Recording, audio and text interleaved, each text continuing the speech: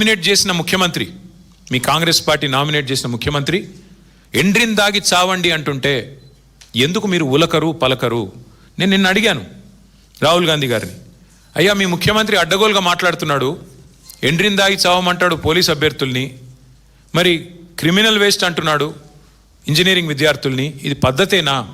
ఇది మీ party విధానమా, party వైఖరా, లేకపోతే ముఖ్యమంత్రి నోటి దూలనా? ఏంది ఇది చెప్పు అంటే ఆయన ఎక్కడెక్కడో రాజ్యాంగం పట్టుకుని తిరుగుతాడు తప్ప ఇక్కడ మాత్రం కనబడాడు. ఎక్కడైతే గవర్నమెంట్ ఉందో అక్కడ రాహుల్ గాంధీ ఉండడు, ఎక్కడైతే గవర్నమెంట్ లేదో బాధ్యత లేకుండా ఇష్టం వచ్చినట్టు మాట్లాడతాడు. మళ్ళీ ఎక్కడ పడితే అక్కడ సొల్లు మాటలు చెప్పి అడ్డమైన హామీలు ఇచ్చి మళ్ళీ అక్కడ ప్రజల్ని మభ్యపెట్టే ప్రయత్నం.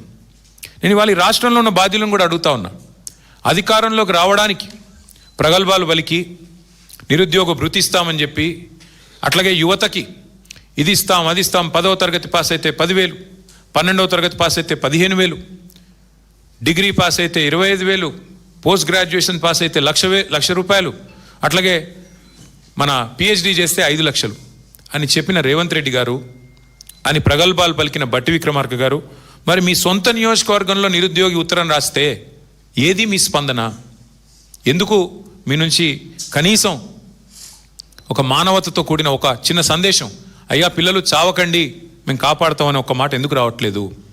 పెద్ద దిక్కుగా ఉండాల్సిన వాళ్ళే విషం తాగండి, చావండి, మీరు బావిలో దుంకండి అని మాట్లాడితే మరి వాళ్ళ ఏం జరుగుతుంది? ఇట్లాంటి పరిణామాలు కాక ఆలోచించాలని చెప్పి నేను కోరుతా ఉన్నా. ఇంకా విచిత్రమైన పరిస్థితి ఏమంటే, రాహుల్ గాంధీ గారి నాయకత్వంలోని ఈ పార్టీ, మేము వీరికి బుద్ధి రావాలనే మొన్న ఏ రోజైతే వాళ్ళు యూత్ డిక్లరేషన్ ఏ ప్రాంగణంలో అయితే పెట్టారో సరూర్ నగర్లో, అక్కడే పెట్టాం మీటింగ్. మేము కూడా పెట్టి గుర్తు చేయడానికి కాంగ్రెస్ పార్టీకి, అయ్యా మీరు ఇచ్చిన వాగ్దానాలకి 4 ఏళ్ళు అయింది, మీ ప్రభుత్వానికి ప్రజలు ఇచ్చిన కాలం కూడా గడుస్తున్నది, ఎప్పుడు స్పందిస్తారు అని చెప్పి అక్కడే ఒక సభ పెట్టి నిరుద్యోగుల సాక్షిగా ప్రశ్నించాం. ఏమడిగాము? 24 హామీలు ఇచ్చారు మీరు యూత్ డిక్లరేషన్లో, ఒక్కటన్నా అమలైందా? శాసనసభలో నేను జగదీష్ రెడ్డి గారు మేము అడిగాము లిఖితపూర్వకంగా రాష్ట్ర ప్రభుత్వాన్ని, మీరు వచ్చిన తర్వాత ఇచ్చిన నోటిఫికేషన్లు ఎన్ని ఉద్యోగాలు ఇచ్చారు అని.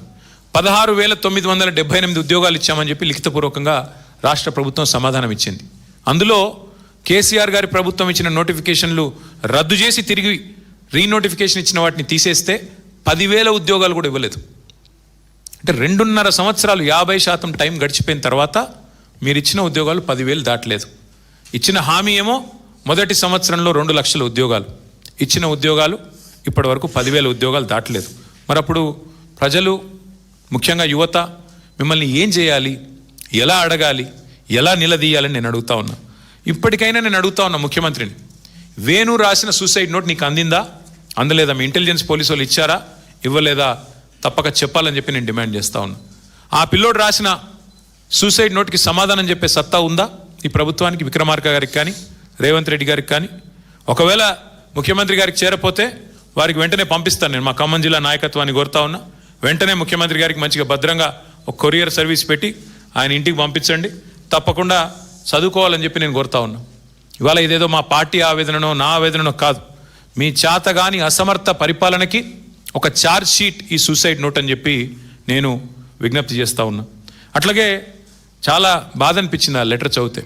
మా తల్లి మానసిక వికలాంగురాలు, ఆమెను జాగ్రత్తగా చూసుకోండి అని ఆ పిల్లోడు చనిపోవడానికి సిద్ధపడి రాసిన లెటర్. అంటే బంగారు భవిష్యత్తు ముంగట పెట్టుకొని వాళ్ళ పిల్లలు తనువులు చాలించే పరిస్థితి వచ్చింది రాష్ట్రంలో. అంటే రాహుల్ గాంధీ అదేవిధంగా రేవంత్ రెడ్డి చేసిన మోసం ఎంత దుర్మార్గమో దీన్ని బట్టే చెప్పొచ్చు. అందుకే నేను ఈ రాష్ట్రంలో పిల్లలకు నేను విజ్ఞప్తి చేస్తా ఉన్నా. గతంలో 2,32,000 ఉద్యోగ నియామక పత్రాలకి నోటిఫికేషన్లు ఇచ్చింది మా ప్రభుత్వం. మధ్యలో కరోనా వచ్చిన 2 సంవత్సరాలు, అట్లాగే ఈ జోనల్ వ్యవస్థను మొత్తం 95% స్థానిక రిజర్వేషన్లు సాధించడానికి మోడీ గారు మోకాళ్ళడ్డం పెట్టిన 1.5 సంవత్సరాల పాటు మరి వేగంగా ఎంబడబడి నోటిఫికేషన్లు ఇచ్చి మా శక్తి మేరకు ప్రయత్నాలు చేసినాం. 2,32,000 ఉద్యోగాలకు నోటిఫికేషన్లు ఇచ్చాం. తప్పకుండా మళ్ళీ తిరిగి వస్తాం. మళ్ళీ యువతకి తప్పకుండా ఈసారి పటిష్టమైన కార్యాచరణతో, పూర్తి స్థాయి పకడ్బందీ ప్రణాళికతో మేమే మళ్ళీ తిరిగి ఉద్యోగాలు కూడా ఇచ్చే బాధ్యత మాది. దయచేసి తనువులు చాలించకండి, దయచేసి బలవన్మరణాలకు పాల్పడవద్దని చెప్పి కూడా యువతకి నా విజ్ఞప్తి. అట్లాగే రాహుల్ గాంధీ గారు ఢిల్లీలో తెగ పోజులు కొడుతున్నారు.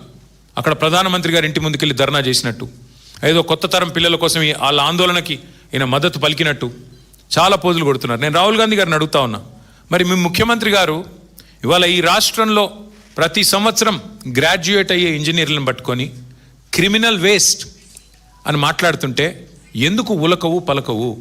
వాస్తవం ఏంటి రాహుల్ గాంధీ గారు? వాస్తవం ఏంటి అంటే ఇవాళ ఈ రాష్ట్రంలో కనుక మీరు చూసినట్టయితే మీకు దమ్ము లేదు. ఈ రాష్ట్రంలో మీ ముఖ్యమంత్రి కానీ మీకు కానీ పిల్లల ముందుకొచ్చి మాట్లాడే పరిస్థితి లేదు, మీకు దమ్ము లేదు. చేసింది మోసం కాబట్టి. ఇంకా దారుణం ఏంటంటే వేరే రాష్ట్రాల్లో అక్కడ లాఠీ చార్జ్ జరిగినా ఇంకోటి జరిగినా అక్కడ రాహుల్ గాంధీ గారు ఆగమేఘాల మీద పరుగులు పెట్టిపోతూ ఉంటారు. కానీ ఆయన కాంగ్రెస్ పార్టీ పరిపాలిస్తున్న రాష్ట్రంలో మాత్రం ఎక్కడ కూడా ఉలకడు పలకడు. లాఠీ చార్జ్ అయినా, ఉరికిచ్చి కొట్టినా, ఇండ్రిని దాగమని చెప్పినా,